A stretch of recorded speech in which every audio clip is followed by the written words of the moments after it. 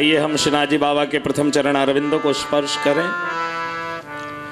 जन्मांध्याश्ययतोऽन्वयादितरया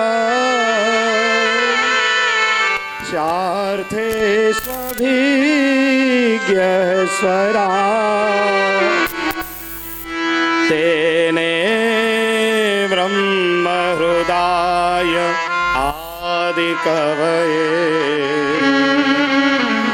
मोह्यन्ते यत्सूरय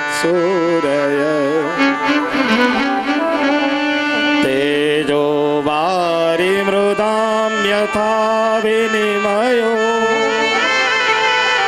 यत्र तृषर्गो मृषा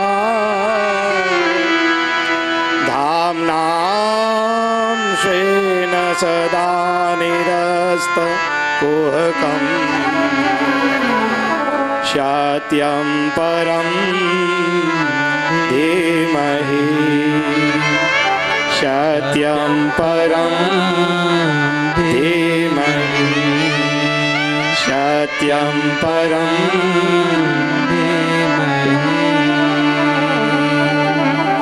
ओम भूर्भुवस्वः तत्सवितुर्वरेण्यं भर्गो देवस्य धीमहि धियो यो नः प्रचोदयात् और सत्यम परम धीमहि, ये दोनों एक ही हैं, दोनों एक ही हैं। अभी तो क्या है कि थोड़े से भागवत को रगड़ करके अगर अपन उठाएं तब जाकर के शास्त्र का निचोड़ प्रकट होता है। थोड़ा सा रगड़ दें, उसके बाद जो है ना शास्त्र का रस अपने आप प्रकट होता है। अब देखो वेदांता जो ब्रह्म सूत्र है, जिसको वेदांता भी कहते हैं ब्रह्म सूत्र भी कहते हैं, उसका जो प्रथम सूत्र है वो है जन्माद्यस्य यतः और दूसरा सूत्र है अथा तो ब्रह्म जिज्ञासा। अब ये श्रीमद् भागवत की शुरुआत कहां से हो रही है?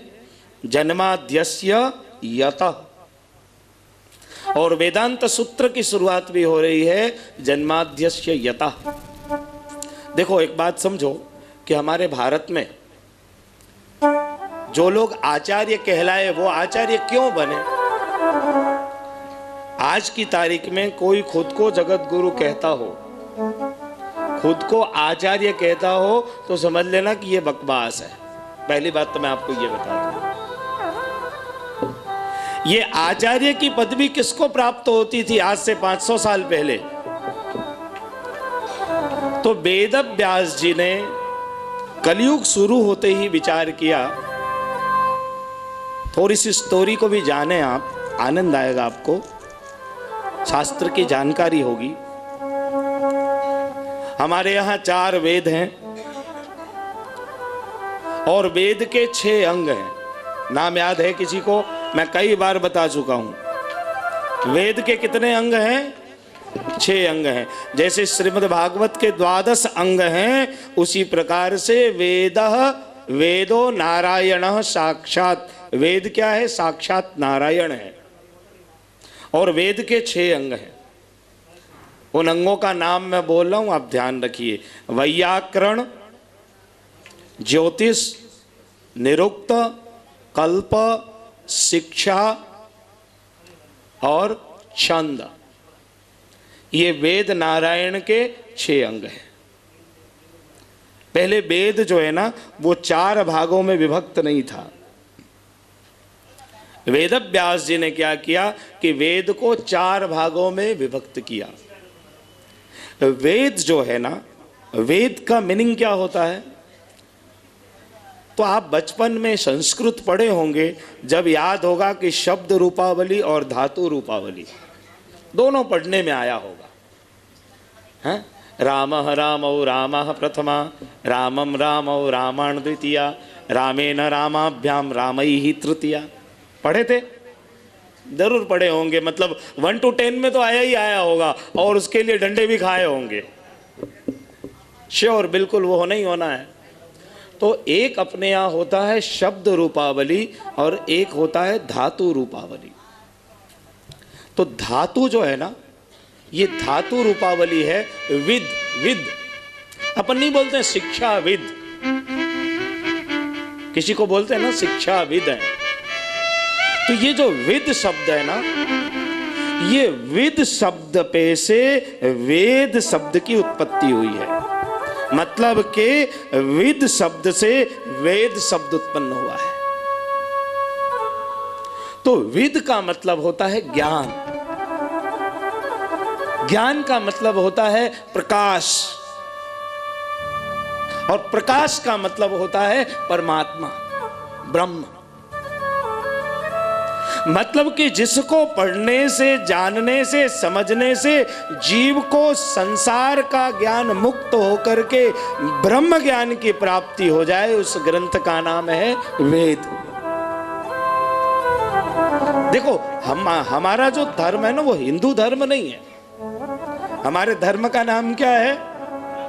सत्य सनातन वैदिक धर्म। आप अपने बच्चों को भी बताएं और स्वयं भी जानें, हमारा धर्म कौन सा है? सत्य सनातन वैदिक धर्म है। मतलब हमारी जो मातृसत्ता है, जिसको हम फॉलो करते हैं, जैसे मुसलमान कुरान और हदीस को फॉलो करता है, क्रिश्चियन जो है वो बाइबल को फॉलो करता है, बौद्धिज्म में बुद्ध की जो वाणी है उसको फॉलो करते हैं, सिख संप्रदाय में गुरु नानक देव जी की जो वाणी है उसको फॉलो करते हैं। और हमें किसको फॉलो करना है? वेद को फॉलो करना है। अब वेद में से कई सारे संप्रदाय प्रकट हुए है ना, जो वेदों में से प्रकट हुए हैं।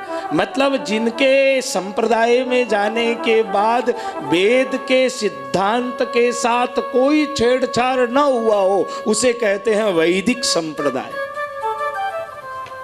बात समझना, मैं आपको समझाने बैठा हूं, कथा तो बिल्कुल सुनाऊंगा ही सुनाऊंगा, कथा से अलग नहीं जा रहा हूं, ना संसार की ना लौकिक बातें कर रहा हूं।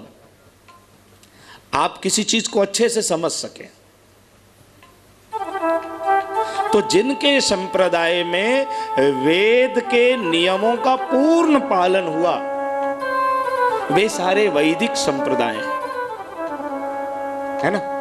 तो वेद के अंग कितने हैं? 6 अंग। षडंगो वेदा। तो वेद व्यास जी ने क्या किया कि वेदों का विभाजन किया, और वेदों का विभाजन करने के बाद वेद व्यास जी ने क्या की, पहले पुराणों की संख्या एकत्रित थी, अलग अलग पुराण नहीं थे। तो वेद व्यास जी ने पुराणों को 17 भागों में विभक्त किया। कितने भागों में? 17 भागों में।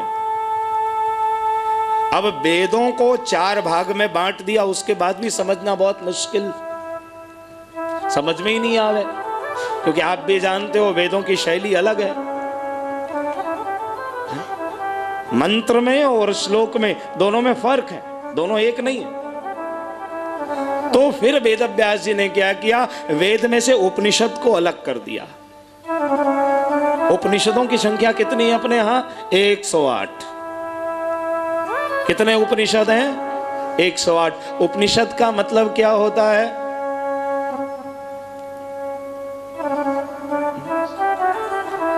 बहुत सुंदर, धन्यवाद। उप यानी परमात्मा, उप प्लस नी प्लस सद, ये 3 शब्द है। जिस गुरु के पास बैठ करके परमात्मा की अनुभूति हो, उसे उपनिषद कहते हैं। मतलब जिस सदग्रंथ को पढ़ने से, जिस सदग्रंथ के पास जाने से परमात्मा अंदर से स्फुरायमान होने लग जाए, उसे उपनिषद कहते हैं। और उसकी संख्या है 108।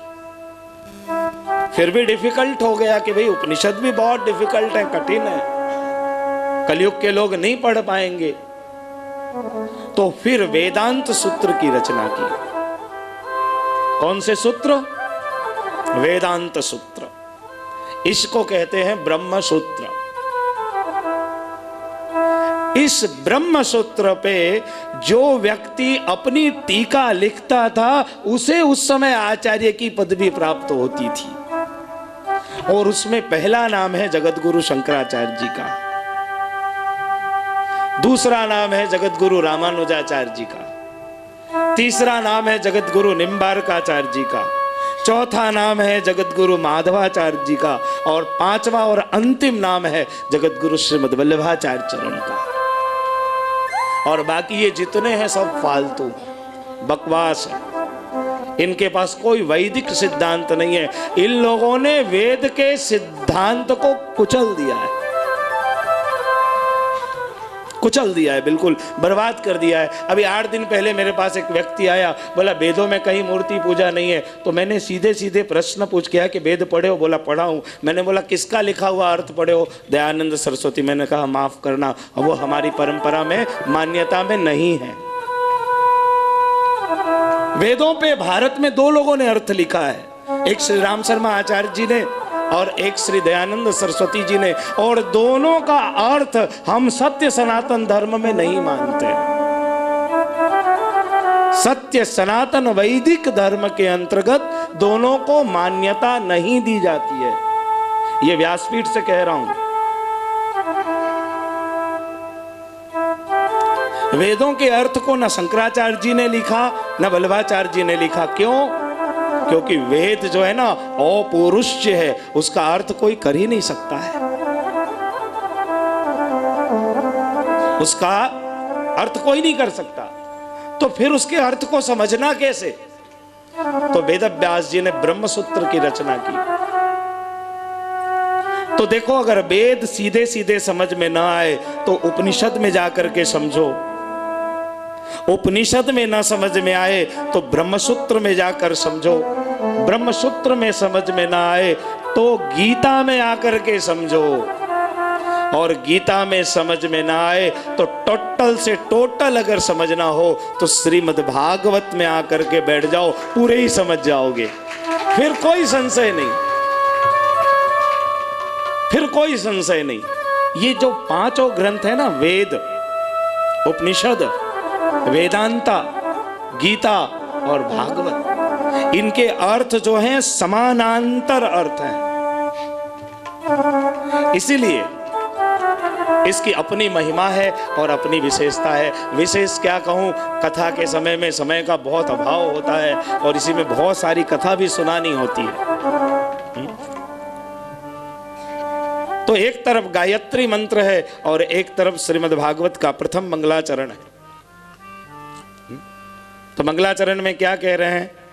जन्माद्यस्य यतन्वयादितरे अच्छार्थे स्वविज्ञस्वराट् तेने ब्रह्म हृदय आदि कवये मुह्यन्ति यत्सूरय तेजो वारिमृतां यथा विनिमयो यत्र तत्र सर्गो मृषा धाम्नां स्वेन सदा निरस्तकुहकं सत्यं परं धीमहि। और एक तरफ गायत्री मंत्र है। गायत्री मंत्र तो आप सबको याद है। अब गायत्री मंत्र और श्रीमद् भागवत दोनों में क्या अंतर है वो समझ लो। जैसे आपने कहा चंदन कृष्ण शास्त्री,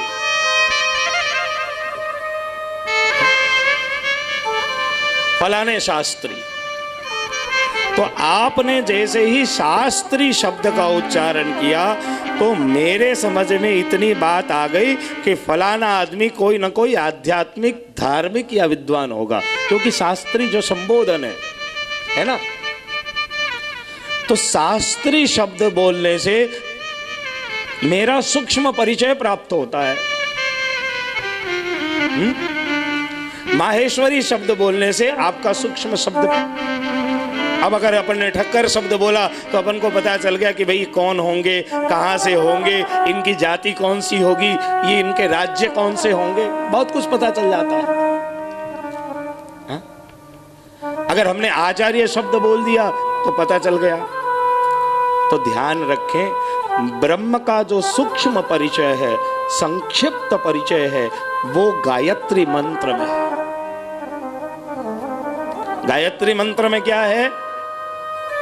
ओम भूर्भुवः स्वः तत्सवितुर्वरेण्यं भर्गो देवस्य धीमहि धियो यो नः प्रचोदयात्। कितने अक्षर हैं इसमें? 24 है। मुझे 84 सुनाई पड़ गया। मैं कंफ्यूज हो गया कि कहीं मैं गलत तो नहीं हूं साहब। हो जाता है, गलती किसी की भी हो सकती है। तो ये 24 अक्षर क्यों है मालूम है? गिनना मेरे साथ साथ। 7 लोक ऊपर के, 7 लोक नीचे के कितने हुए? और 10 दिशा कितने? 24। 24 तत्व का एक ब्रह्मांड और उसका मालिक ब्रह्म, उसका संक्षिप्त परिचय 24 अक्षर के गायत्री मंत्र में। आ गई बात समझ में?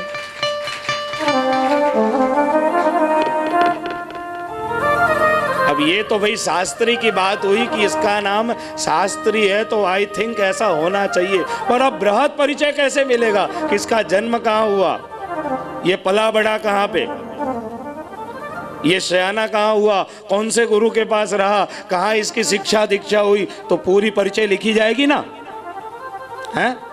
2, 4, 5 पेज भर जाएगा। शुरुआत करेंगे इसके माता पिता से, हैं? इसीलिए तो कल कहा कि आंबो अखंड भुवन माति उतर्यो ब्रज भूमि छे आमानो वास सखीरी आंबुरो। आ गए ना वहीं पे? आ गए? तो गायत्री मंत्र में उसका संक्षिप्त परिचय है। और बृहद परिचय कहाँ है? विस्तार से उसका परिचय कहाँ है? उस ब्रह्म का विस्तार से परिचय कहाँ है? तो श्रीमद् भागवतम महामुनि कृते किं वा परैरेश्वर।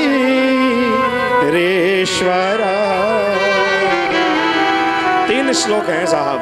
प्रथम श्लोक में ब्रह्म का परिचय है, दूसरे श्लोक में श्रीमद् भागवत का परिचय है, और तीसरे श्लोक में श्रीमद् भागवत के रस का परिचय है। ये 3 ही श्लोक है। एक बीज भाव है, एक वृक्ष भाव है, और एक फल भाव है। बीज, वृक्ष और फल। तो बीज क्या है? तो बीज जन्म है, कृष्ण जन्म है। वृक्ष क्या है? वो श्रीमद् भागवत है, कृष्ण चरित्र है। और फल क्या है? तो कृष्ण रस की जो प्राप्ति है ना, वही फल है। तो निगम कल्पतरोर गलितम फलम शुक मुखादमृत द्रव संयुतम एवत भागवतम रसमालयम मुहुरहो रसिका भुवि भावुका। अब क्या कह रहे हैं? जैसे आम के बगीचे में आप जाओ, जब आप पेड़ के पास खड़े रहोगे तो उसमें से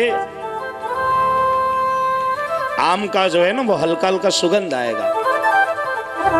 आपको महसूस होगा कि ये वृक्ष है, आंबानो बगीचो छे,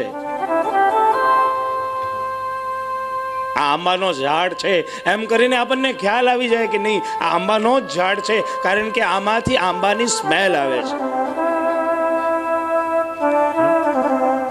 अब देखो, और ज्यादा महसूस करने के लिए क्या करोगे? उसके पत्ते को तोड़ लोगे, थोड़े से मुंह में डाल करके चबा करके देखने की कोशिश करोगे कि वास्तव में ये वही है कि कुछ और है, तो पता चलेगा कि नहीं। ना पढ़ो, बहुत आवाज करे। हाँ? तो पत्ता को चबाओगे तो थोड़ा सा महसूस होगा कि नहीं यही है, ठीक है। डाली को सूंघोगे, वृक्ष को सूंघोगे, उसमें से भी वही के वही स्मेल आएगा।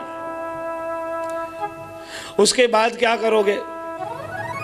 आम के फूल के पास जाओगे, उसमें से भी मादक सुगंध आएगा। उसके बाद फल निकलने के बाद फल को लेकर के मुंह में जैसे ही रखोगे, पता चला कि पूरे आम का स्वाद न इस वृक्ष में है, न इस डाली में है, न इस पत्ते में है। वास्तव में आम का स्वाद तो आम के फल में ही है। ठीक उसी प्रकार से वेद में जाओगे तो वेद में ब्रह्म की अनुभूति है। आप समझो ध्यान से मेरी बात, जो भी कह रहा हूं आपको बहुत ऊपर ले जाने की कोशिश कर रहा हूं। वेद में ब्रह्म की अनुभूति, ऐसा लगता है कि कोई तो है, स्पष्ट नहीं हो रहा है। अब वेद जो है वो वृक्ष है, और ये जो डाली है ना, वो सब शास्त्र है। उन डालियों पे जाओगे तो थोड़ी और ज्यादा अनुभूति होगी कि नहीं, ब्रह्म का स्वाद इसमें है, अनुभूति हो रही है। पत्ते जो है ना, वो पत्ते पुराण हैं। विष्णु पुराण पढ़ोगे, विश्वकर्मा पुराण पढ़ोगे, शिव पुराण पढ़ोगे, देवी भागवत को सुनोगे, सब जगह कृष्ण की चर्चा है। ब्रह्म की अनुभूति होगी कि नहीं, कोई तो ब्रह्म है जो दिख नहीं रहा। उसके बाद उस आम के फूल मतलब मंजरी के पास जाओगे जिसमें सुगंध है, लेकिन वो दिख स्वाद, सुगंध है लेकिन स्वाद नहीं है। तो ये सुगंध क्या है? तो वो है गीता जी। गीता जी में जाओगे तो श्री कृष्ण की वाणी रूपी सुगंध आपको प्राप्त होगी, ब्रह्म का सुगंध मिलेगा आपको गीता में। लेकिन आपको चखना क्या है? आपको तो रस लेना है, ब्रह्म का स्वाद लेना है, ब्रह्म की अनुभूति करनी है, चखना है ब्रह्म को। तो ब्रह्म को चखोगे कैसे?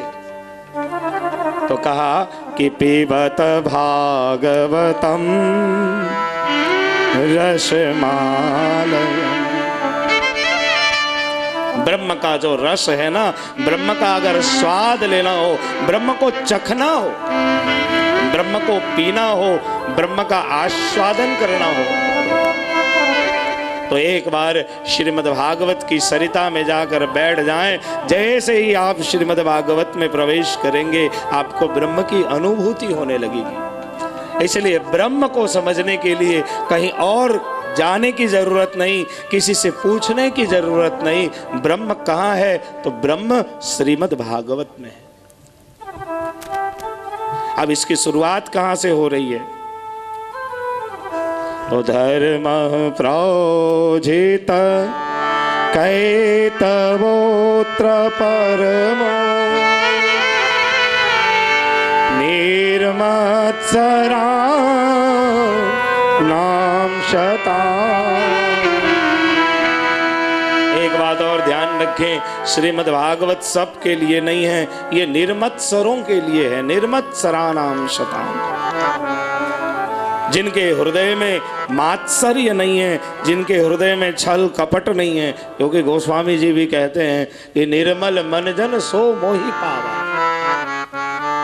तो जिनका हृदय निर्मत्सर है, छल कपट से रहित है, उनको ही परमात्मा की प्राप्ति होती है।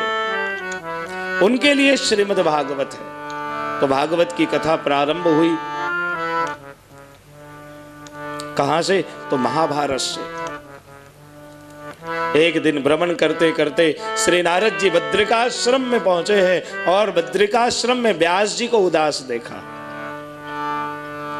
व्यास जी महाराज भगवान के 24 अवतारों में से भगवान के 11 अवतार हैं, और व्यास जी को उदास देख करके नारद जी को बड़ी चिंता होने लगी। नारद जी ने व्यास जी से पूछा कि नारायणं नमस्कृत्य नरं चैव नरोत्तमं देवीं सरस्वतीं व्यासं ततो जयमुदीरये। महाराज आप उदास क्यों हैं? भगवान के अवतार होने के बाद, भगवान के परम भक्त होने के बाद भी आपके मुख पे उदासी क्यों है? आप प्रसन्न चित्त क्यों नहीं है? व्यास जी ने कहा कि मैंने 17 पुराणों की रचना की, ध्यान दीजिए, लेकिन 17 पुराणों की रचना करने के बाद भी मेरी उदासी दूर नहीं हुई। क्यों? क्योंकि जीव जब तक पूर्ण ब्रह्म तक पहुंचता नहीं है तब तक पूर्णानंद को प्राप्त नहीं करता है। पूर्णानंद को प्राप्त करने के लिए जीव को पूर्ण ब्रह्म की शरण में जाना अनिवार्य है। कि आज तक मुझे आनंद की प्राप्ति नहीं हो रही है, मुझे निजानंद प्राप्त नहीं हो रहा है।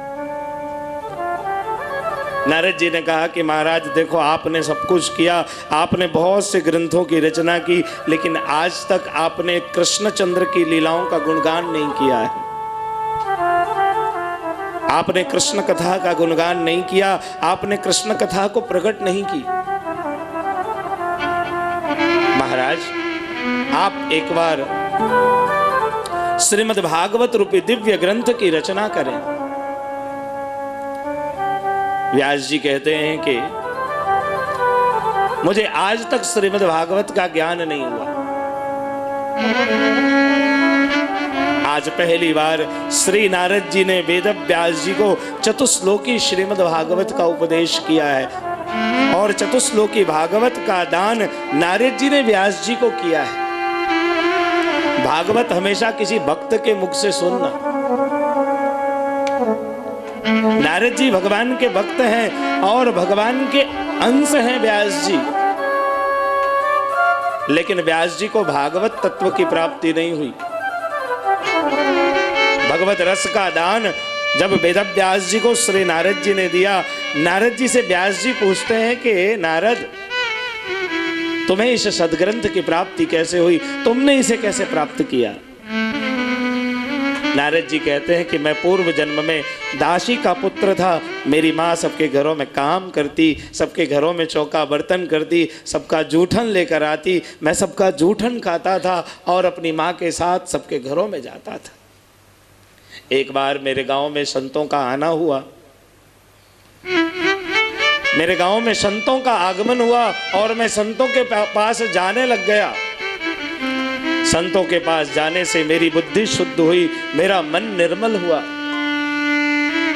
मेरे अंदर पवित्रता का प्रवेश हुआ, और ऐसे पवित्रता का मेरे अंदर प्रवेश हुआ कि धीरे धीरे संसार के सारे दुष्चक्र निवृत्त हो गए। भगवत नाम में मेरी रुचि हो गई। मेरी माँ हमेशा विरोध करती थी। मेरी माता श्री की इच्छा थी कि नारद बड़ा हो जाए, इसकी शादी करें, विवाह करें, घर में बहू आए, कामकाज संभाले। हर एक माँ अपने पुत्र के लिए ऐसा सोचती है, इसी प्रकार से मेरी माँ भी सोचती थी।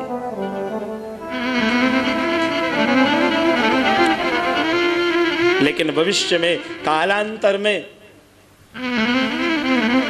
मुझे संतों का संग प्राप्त हुआ। संतों ने मुझे एक ही शब्दों में उत्तर दिया कि वसुदेवे भगवती भक्ति योग प्रयोजितः जनयत्या सुवैराग्यम ज्ञानम च यद हेतुकम्। हे नारद, तो ज्ञान को प्राप्त कर भगवान की भक्ति करने में अपने चित्त को लगा ले। और मैंने उन महापुरुषों से भगवत नाम प्राप्त किया। ओम नमो भगवते वासुदेवाय नमः मंत्र की दीक्षा प्राप्त हुई, और उस मंत्र के प्रभाव से संसार में मेरी रुचि खत्म हो गई। संसार से मुझे वैराग्य हो गया, और संसार से वैराग्य होने के बाद एक दिन मेरी माँ गौदोहन कर रही थी, दूध निकाल रही थी। उसी समय एक सर्प ने मेरी माता श्री को स्पर्श किया और सर्प दंश से मेरी माँ चल पड़ी। उस दिन के बाद मैं निवृत्त हुआ। मैं उत्तर दिशा की ओर दौड़ कर जा रहा था, उसी समय आकाशवाणी हुई, नारद इस जन्म में नहीं अगले जन्म में तुम्हें भगवत प्राप्ति होगी। और मेरा दूसरा जन्म ब्रह्मा जी के यहाँ मानस पुत्र के रूप में हुआ। और जैसे ही मानस पुत्र के रूप में मैं जन्मा तो मेरे बड़े भाई सनत कुमार ने इस दिव्य ग्रंथ का दान मुझे किया है। और सनत कुमारों को ब्रह्मा जी ने दिया, ब्रह्मा जी को नारायण ने दिया। ये जो सदग्रंथ है, नारायण ने ब्रह्मा जी ने सनत कुमार ने नारद, और नारद जी ने व्यास जी को, व्यास जी ने सुखदेव जी को, और सुखदेव जी ने राजा परीक्षित को दिए। बड़ी उज्जवल परंपरा है इस ग्रंथ की। व्यास जी ने जैसे ही श्रीमद् भागवत को श्रवण किया और व्यास जी समाधि में चले गए। समाधि में जाने के बाद 18,000 श्लोक जो प्रकट हुए, उनकी संख्या 18,000 नहीं है। श्रीमद् भागवत की 3 भाषा है, लोक भाषा, परमत भाषा और समाधि भाषा। समाधि भाषा व्यासस्य प्रमाणम तच्चतुष्टयम्। समाधि में जो दर्शन हुआ, जब व्यास जी ने उसको प्रकट किया, और प्रकट कहां से किया तो महाभारत के युद्ध की समाप्ति हुई। कृष्ण चरित्र यहां से प्रकट होता है। कृष्ण कथा की शुरुआत महाभारत से है। संघर्ष से कृष्ण की प्राप्ति, संघर्ष से कृष्ण प्राप्त होते हैं। कृष्ण ने जीवन में संघर्ष का उपदेश दिया है।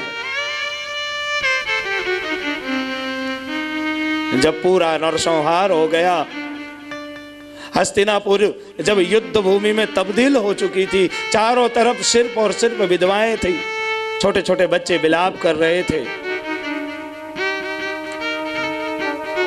कई करोड़ लोगों का वध हुआ था उस महाभारत में। कितने करोड़ लोग मारे गए थे उस युद्ध में। और उसके बाद युधिष्ठिर विक्षिप्त होकर के कृष्ण के पास गए। युधिष्ठिर श्री कृष्ण के पास गए, और दुर्योधन जो अकेला जिंदा बचा था, वो अश्वत्थामा के पास गया। दुर्योधन की अंतिम इच्छा थी कि मेरे सामने पांडव वंश का विनाश हो जाए। द्रौपदी के 5 जो पति हैं, उन 5 पांडवों का विनाश मैं अपनी आंखों से देख करके सुकून से मर जाऊं, क्योंकि अब न मेरे पिता रहे, न मेरी माता रही, न मेरे पुत्र रहे, न मेरी पत्नी रही। पूरा साम्राज्य नष्ट हो चुका है। दुर्योधन की अंतिम इच्छा थी। युद्ध पूर्ण होने के बाद भगवान श्री कृष्ण भी हस्तिनापुर से द्वारिकापुरी वापस आना चाहते थे। संध्या काल का समय है। द्रौपदी अपने 5 पति को लेकर शयन खंड में जा रही थी। कृष्ण ने रोक दिया, द्रौपदी नहीं। अब मैं कुछ दिनों के लिए हस्तिनापुर में हूं, आज पांडवों के साथ मैं शयन करूंगा, तुम अपने पुत्रों के साथ शयन करने जाओ। और द्रौपदी के 5 पति को लेकर भगवान कृष्ण शयन खंड में पधारे। द्रौपदी अपने 5 पुत्रों को लेकर सोने गई। इधर दुर्योधन ने अश्वत्थामा को कहा, अश्वत्थामा अब तू मेरा मित्र है, तेरे पिता मेरे गुरु रहे, और बड़ी कृपा थी तुम्हारे पिता की। पांडवों ने छल से उनकी हत्या कर दी। पांडव तुम्हारे भी द्वेषी हैं। मैं चाहता हूं कि आज की रात्रि में 5 पांडव का मस्तक अगर लाकर तू मेरे चरणों में रख दे, मैं धन्य हो जाऊंगा। कहा है कि बिच्छी जो होता है ना, उसका डंक सिर्फ उसके पूंछ में होता है, लेकिन जो दुर्जन व्यक्ति होते हैं ना, नख से शीश तक विष से भरे होते हैं। उनसे हमेशा सावधान रहना चाहिए।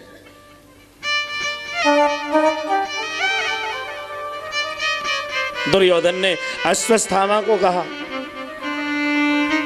मध्य रात्रि का समय, अंधेरे में अश्वत्थामा पहचान नहीं पाया कि ये 5 द्रौपदी के पति हैं कि पुत्र हैं। और एक साथ द्रौपदी के 5 बच्चों की हत्या हो गई। 5 का सिर काट दिया, और 5 बच्चों के सिर को काट करके दुर्योधन के पास ले गया। दुर्योधन ने कहा कि अरे नादान, ये नहीं, ये तो छोटे बच्चे, इनका कसूर क्या था? तूने इनकी हत्या क्यों कर दी? मैं तो पांडवों के मस्तक को देखना चाहता था जीते जी। जाको राखे शाइया, जिसके ऊपर मेरे गोविंद का हाथ होता है उसका कोई बाल बाका नहीं कर सकता है। मेरे प्रभु जिसके ऊपर अपने हाथ रख दें उसे कोई स्पर्श नहीं कर सकता है। पांडवों के ऊपर कृष्ण की कृपा थी। पांचों पांडव जीवित रह गए। सुबह सुबह द्रौपदी सिर पटक कर कन्हैया के पास रोने लगी, नंद नंदन मैंने सब कुछ जीत लिया, पूरे संसार को जीत लिया, महाभारत के युद्ध को जीतने के बाद भी आज मैं हार गई। इसीलिए इस संसार को सार बिना का कहा है। देख लो आपके सामने पूरी घटना आ गई।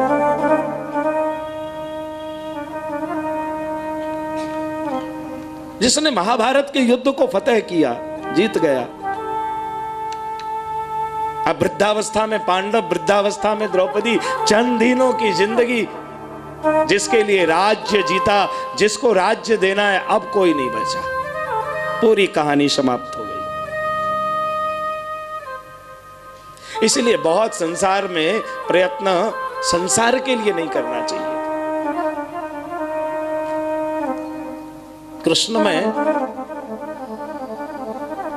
कृष्ण ने कहा, कृष्ण के पास रोती रोती द्रौपदी गई। कृष्ण द्रौपदी को सांत्वना देते हुए अर्जुन को लेकर निकल पड़े और दुर्योधन का उद्धार किया।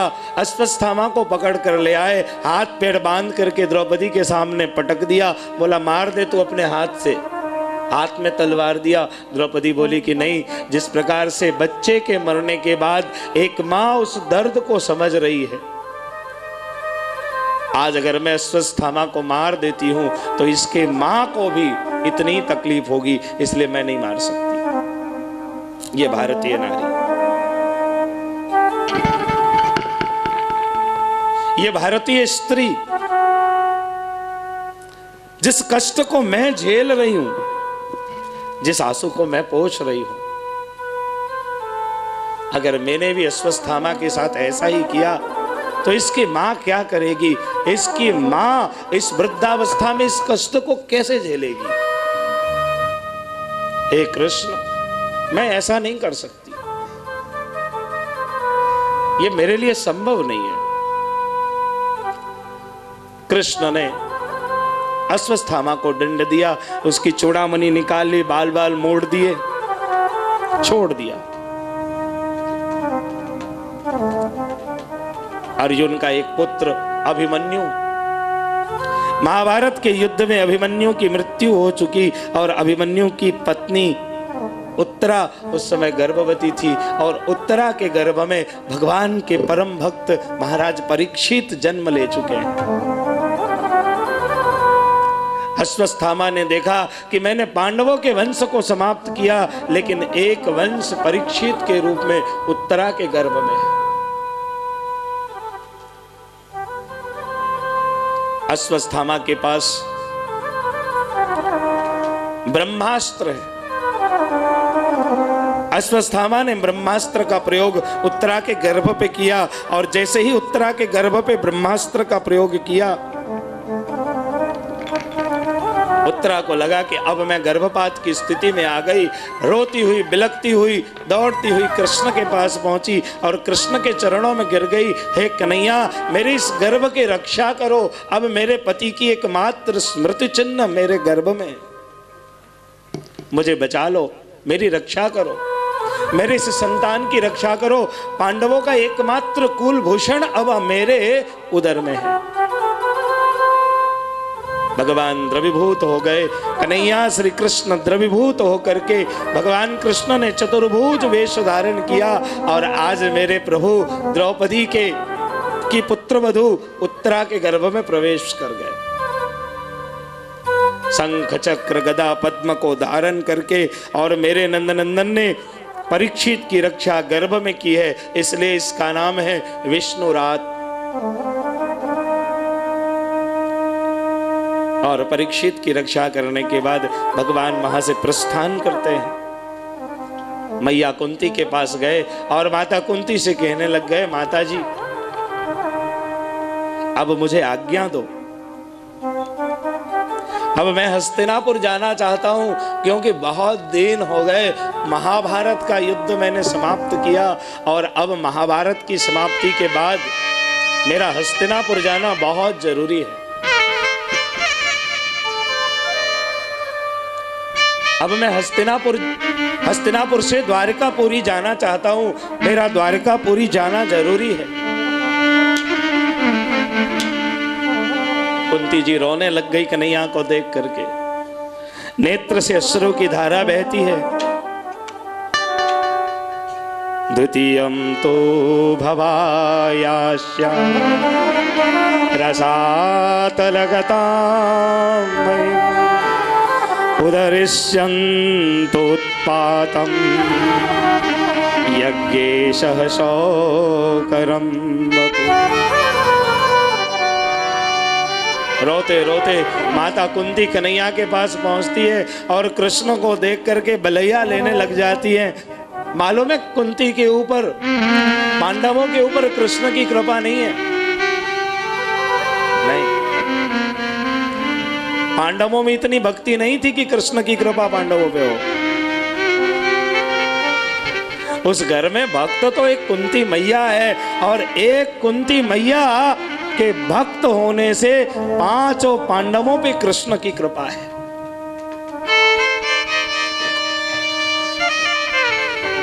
पांडवों में इतनी भक्ति नहीं थी। पांडव तो कृष्ण को मित्र मानते थे। जब कुंती मैया के पास श्री कृष्ण पहुंचे, तब कृष्ण का बचपन आज कुंती को याद आया है।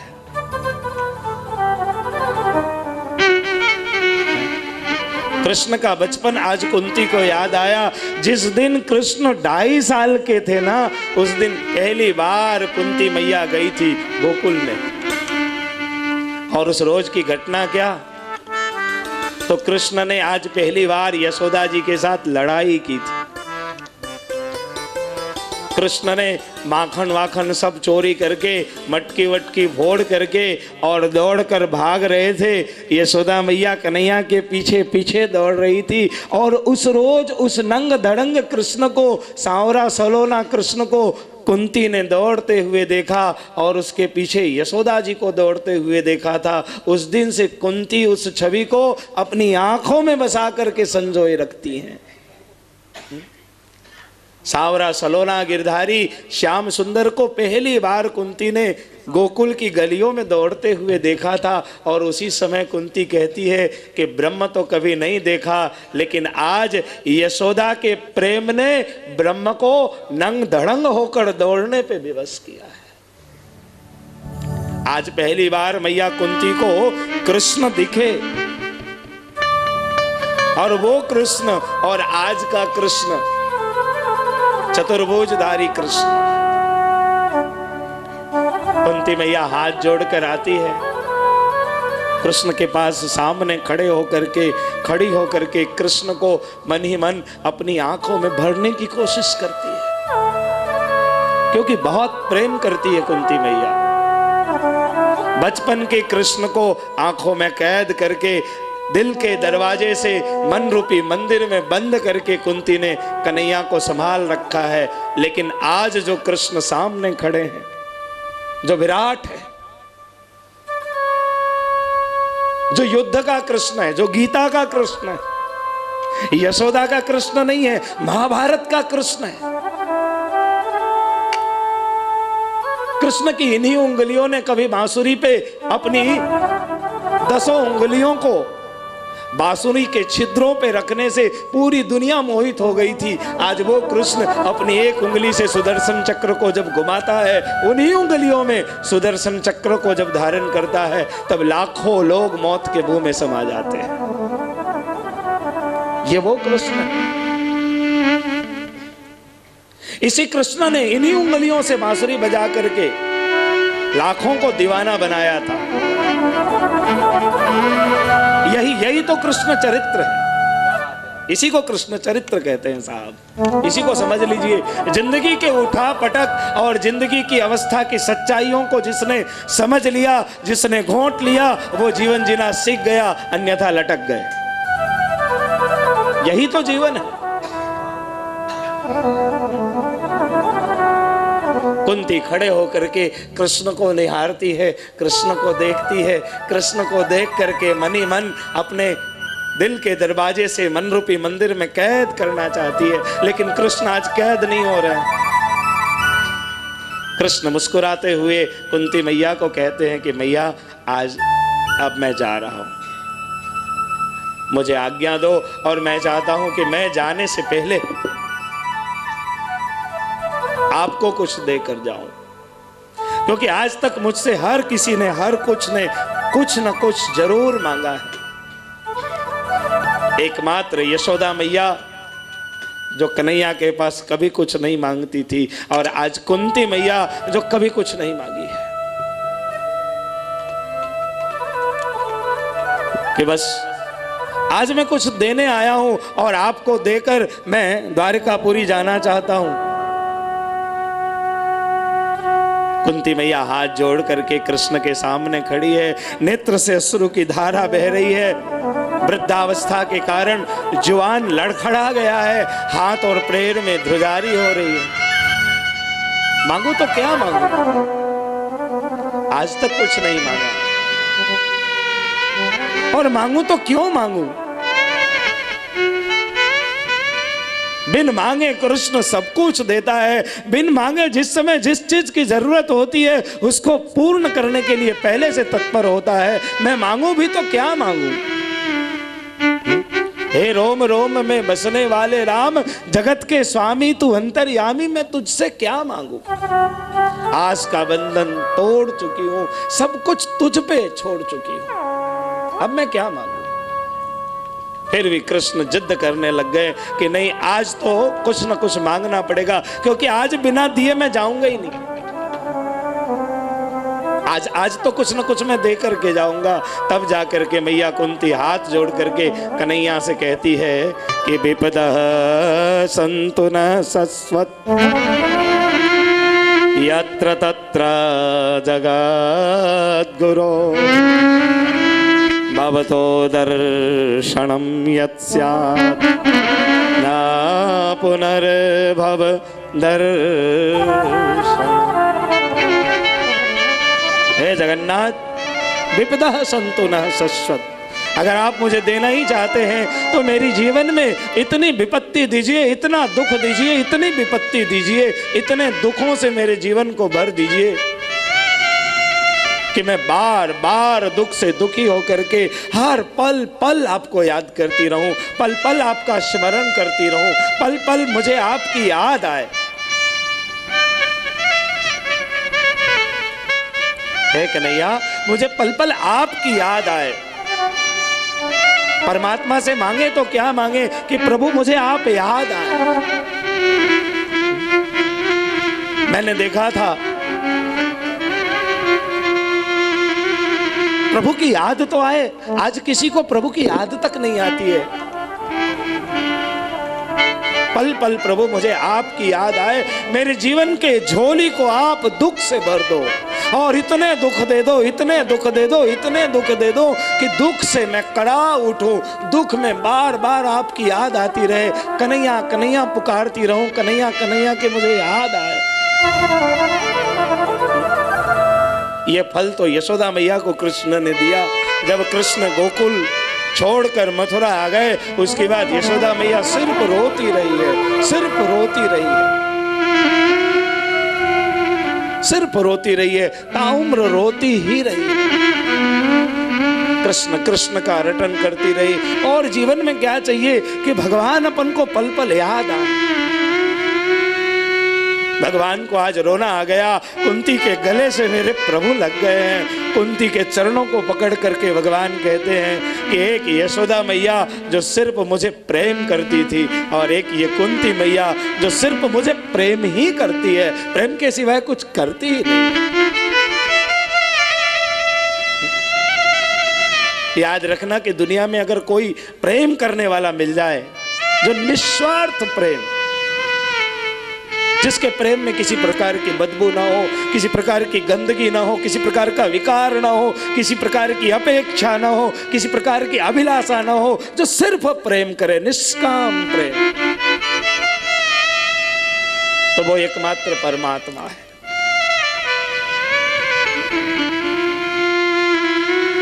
वो सिर्फ एक परमात्मा है। परमात्मा के सिवाय उस जगह को कोई ले ही नहीं सकता है, और किसी ने अगर वो जगह ले ली तो याद रखना परमात्मा उस इंसान के रूप में आपके जीवन में आया है।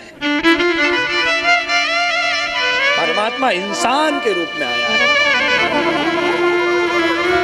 तो सिर्फ प्रेम, दिव्य प्रेम। कुंती के चरणों में कृष्ण गिर जाते हैं, कहते हैं कि मां, कुंती कहती है विपदा शंतु नः शश्वत, मुझे विपत्तियों से भर दो, विपत्तियों से ढक दो, इतने दुख दो, इतनी पीड़ा हो, इतने तकलीफ हो कि पल पल मुझे कन्हैया की याद आए।